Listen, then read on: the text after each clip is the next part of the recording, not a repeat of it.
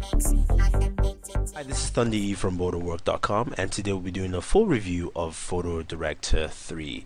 This is the latest version in the PhotoDirector line. Last version was PhotoDirector 2011, and there are a lot of changes here that I think people will find very interesting and worthwhile. Now we've been playing with this for a while. And I can tell you it's probably one of the easiest photo imaging tools I've used, and it's very easy for users to use it. So let's jump right in. So we have a photo there, but before we'll get to that in a second, let's look at all the different options and controls here.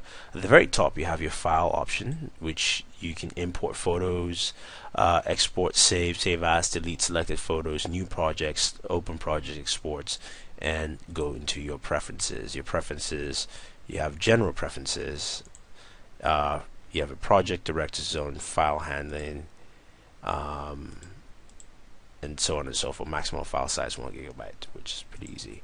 Now edit here gives you options to select, deselect, and you see the plethora of options here. Clear your history.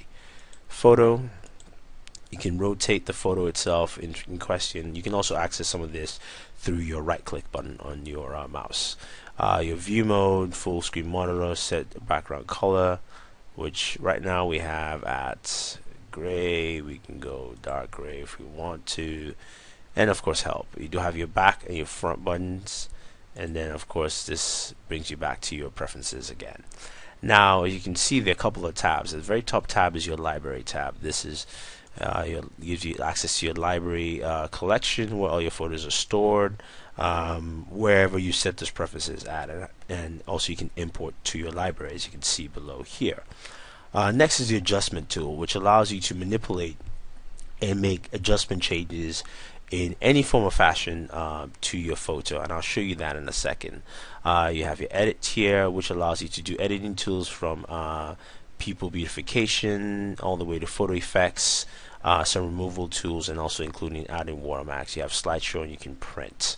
Let's go back to adjustment here, and now this is your main photo editing area. Each tab you click on gives you your tools on the left hand side. Now of course you have also your quick toolbar here, and you can change your view mode from your view and browse mode to just a view mode and to a browse mode, and of course you can do a full screen view. And we jump back out of that. We head back to view and browse mode. Here you have a toolbar with different tools. You can click and hold original. This button allows you to basically backtrack changes you've made from changes you've made to a photo. So I have this photo here. It's been augmented, and I can see all the different things I've done to the photo: spot removals, adjustments, and this is the original file. If I want to, I can jump to the original file here, and I can do this, and that is the original file, and that's the original photo. I can go up to this point, I can go to here, and so on. So if I'm not satisfied with what I've done, I can actually jump in and out of my photo, and I'll just go back to the original, hit apply, and that's still there. So, and then you have all these other tools here. You have your label colors, ratings, flags, so on and so forth, and you can actually change those here by adjusting your toolbar. Below that you also have your export and your share options. Now share options allows you to share to Flickr or Facebook. You just have to sign into those accounts, and it's pretty easy. And so let's take a look at the photo. Let's try to adjust this photo that we have here. So in our adjustment tools, you can see a histogram here.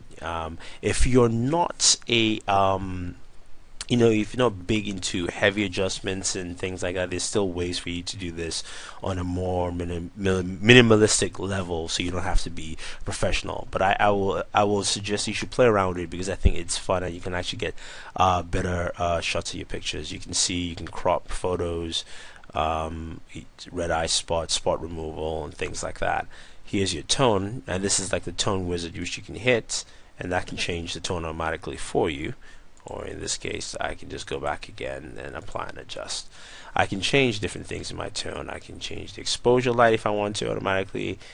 I can make it darker. You can see me adjusting the tone. I can just see the more details to the hands there, and darken the whole background if I want to.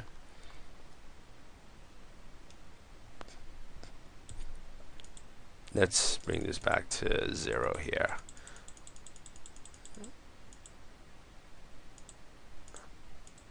And then blackness levels, I can change that.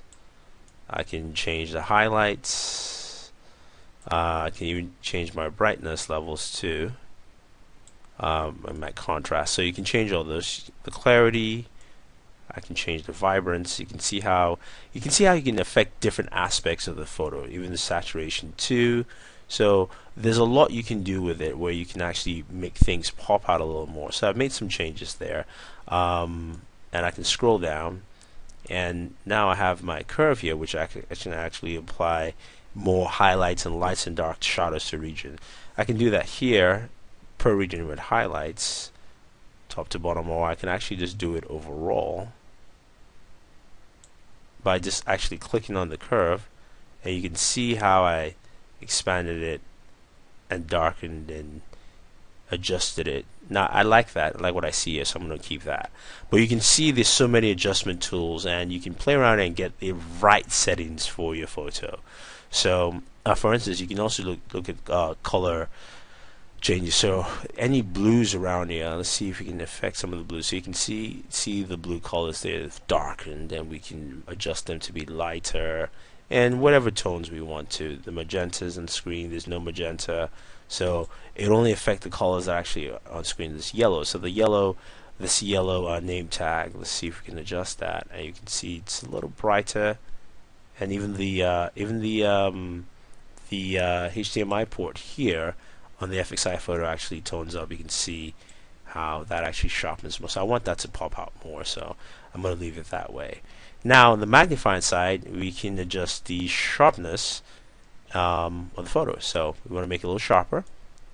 We can do that. You can see how it's popping out, and we can make some adjustments there, and look at that. It looks much sharper, but there's still a lot of noise in the photo. Now noise is, you can details the extra pixels that are actually fragments out of focus and things like that. So let's mess around with the noise and see how much we can get the noise out of that. Now click on the noise, noise luminance here. We can reduce the noise here, and you can see how everything kind of just stays in focus on the main thing here, which is the FXI photo, and everything just kind of looks much better, much clearer, if you will. It's very easy to do, mind you. So you can see that there, and you can see all this effects. You can add the other things you can do, so on and so forth, but I'm just going to leave it the way it is here. Now the cool thing about PhotoDirector 3, I keep saying PhotoDirector because I use that all the time, is that you can actually copy all your changes to another photo. So if I had another photo here, I could actually copy the changes to that. So let's see if we can import another photo to this. So we go to Photos, and we have a slew of photos here.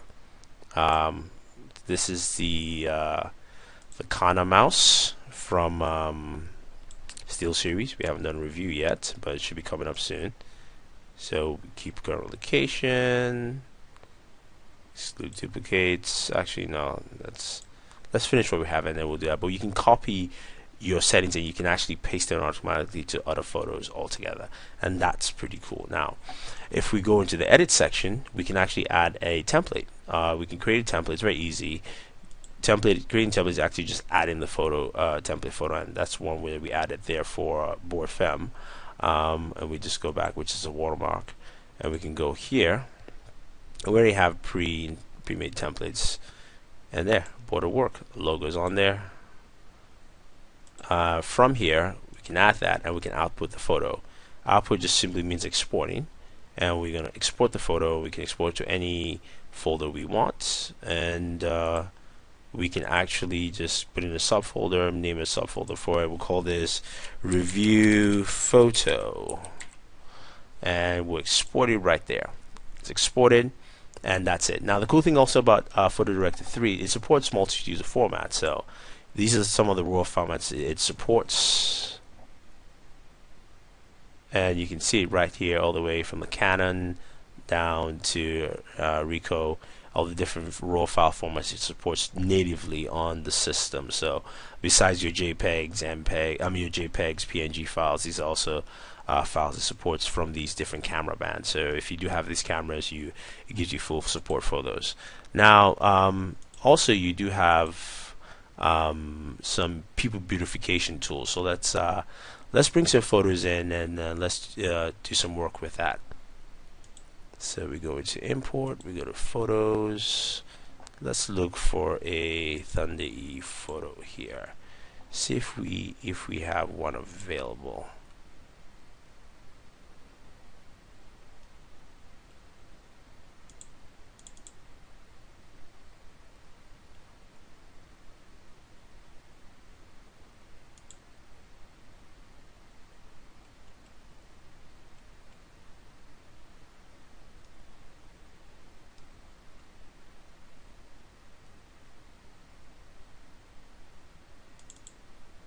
Here we go.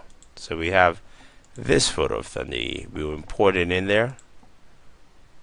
So yeah, it's a photo I've taken, and I want to clear up some blemishes. You can see I just didn't shave well that day. I wanted to smooth my skin out there, so I can definitely do that. I can go to Skin Smoother, click on that, and I can select a brush.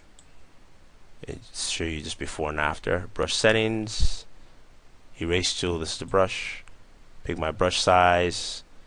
Maybe that might be a little too large. You can actually, it actually shows you the size of the brush, and I just click and clear that out.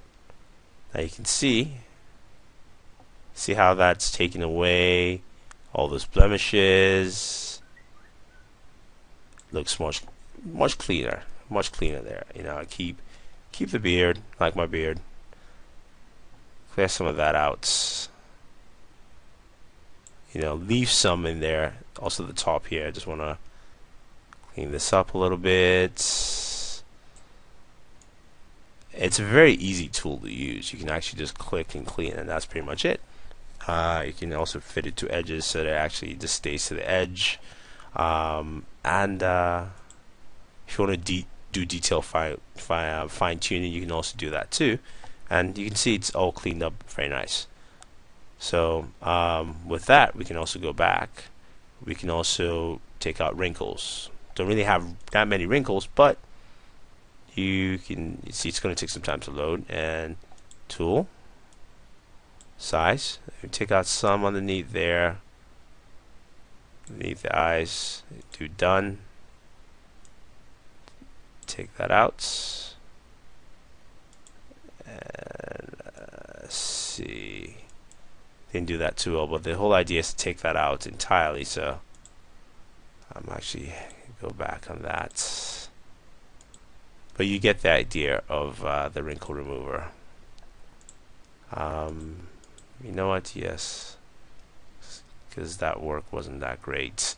Same thing with the eye blink as well as the toothbrush. If you want to whiten, which pretty much is white, but you get the general idea. It's you do that and you can whiten it out.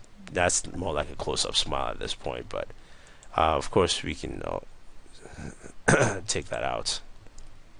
But that's the general idea, and that's just the kind of things you can do with the beautification tool. The effects allows you to just add, effects. You can make it blur, tints, black and white, things like that. So I can make this a black and white photo, and I make those changes, or again I can just refer back to my normal photo that I had.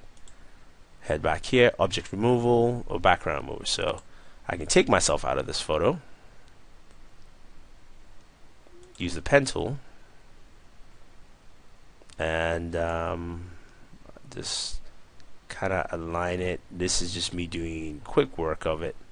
Terrible with the pen tool here, and I'm gonna keep myself in the chair, and done.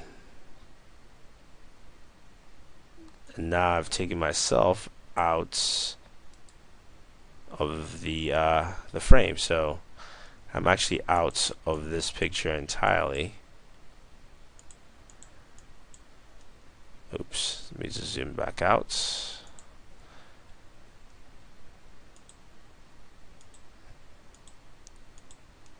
So I can do that. I made a mistake there, but you get the idea. Basically, you can use the pen tool to take out of the frame, and yeah, that is it. And basically, you just save that. Save to. Okay, we'll save here. Picture out.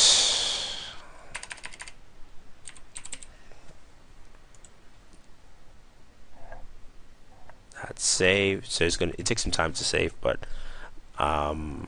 adjustments, blah blah blah. Okay.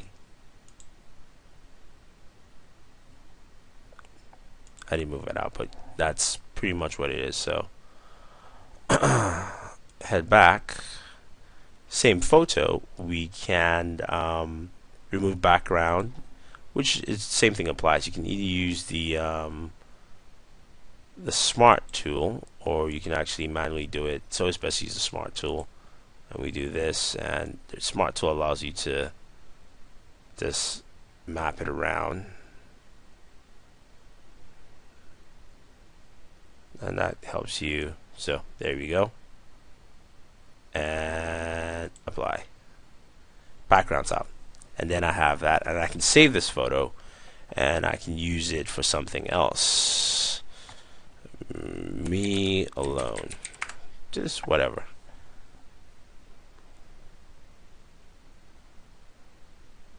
So we have that, and I can go to this picture,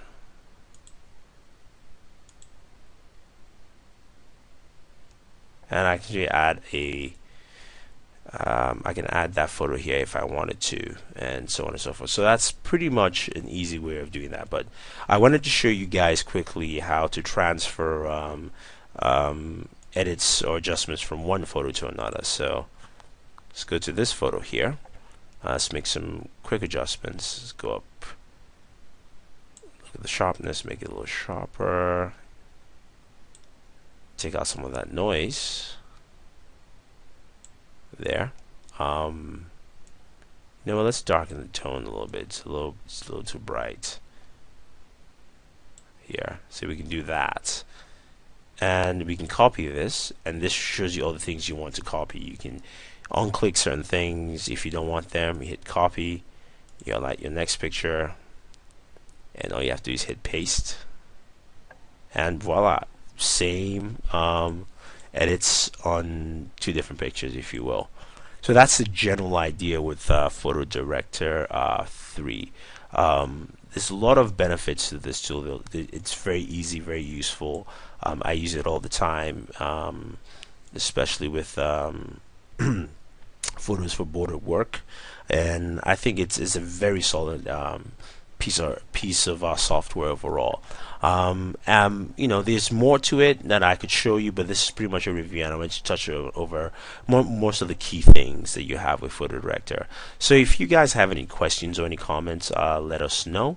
Also, don't forget to subscribe to all our pages on Twitter, Facebook, and YouTube. It's Booredatwork with 2 O's, and also our new channel, Board Film, which is a pretty cool new channel on YouTube, which you guys should check out and subscribe to. So this is Thunder E saying thank you, and always enjoy entertainment.